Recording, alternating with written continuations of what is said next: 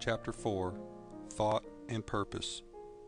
Until thought is linked with purpose, there is no intelligent accomplishment. With the majority, the bark of thought is allowed to drift upon the ocean of life.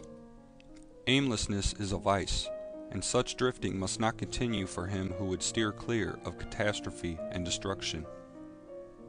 They who have no central purpose in their life fall an easy prey to petty worries, fears, troubles, and self-pityings, all of which are indications of weakness, which lead, just as surely as deliberately planned sins, though by a different route, to failure, unhappiness, and loss.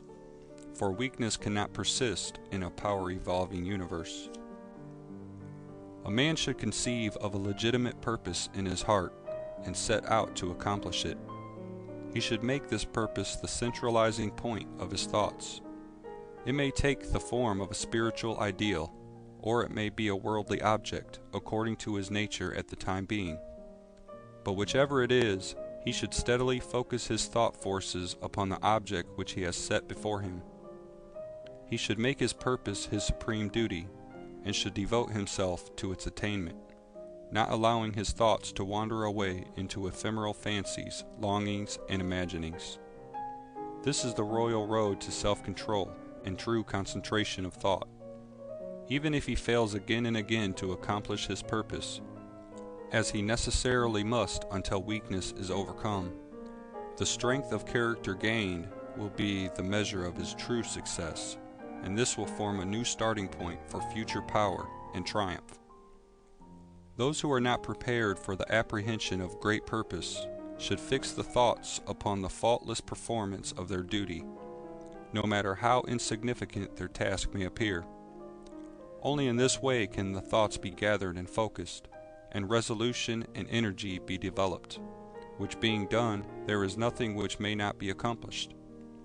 The weakest soul, knowing its own weakness, and believing this truth, that strength can only be developed by effort and practice, will at once begin to exert itself, and adding effort to effort, patience to patience, and strength to strength, will never cease to develop, and will at last grow divinely strong.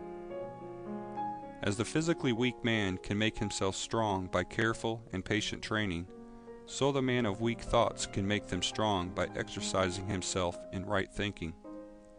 To put away aimlessness and weakness, and to begin to think with purpose, is to enter the ranks of those strong ones who only recognize failure as one of the pathways to attainment, who make all conditions serve them, and who think strongly, attempt fearlessly, and accomplish masterfully.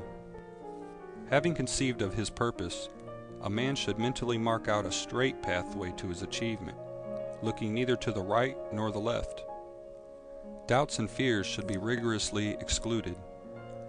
They are disintegrating elements which break up the straight line of effort, rendering it crooked, ineffectual, useless. Thoughts of doubt and fear never accomplish anything, and never can. They always lead to failure. Purpose, energy, power to do, and all strong thoughts cease when doubt and fear creep in. The will to do springs from the knowledge that we can do. Doubt and fear are the great enemies of knowledge, and he who encourages them, who does not slay them, thwarts himself at every step. He who has conquered doubt and fear has conquered failure. His every thought is allied with power, and all difficulties are bravely met and wisely overcome. His purposes are seasonably planted, and they bloom and bring forth fruit which does not fall prematurely to the ground. Thought allied fearlessly to purpose becomes creative force.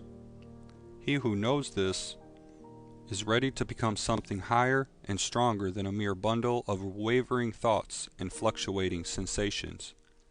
He who does this has become the conscious and intelligent wielder of his mental powers. End of Chapter 4. Thought and Purpose.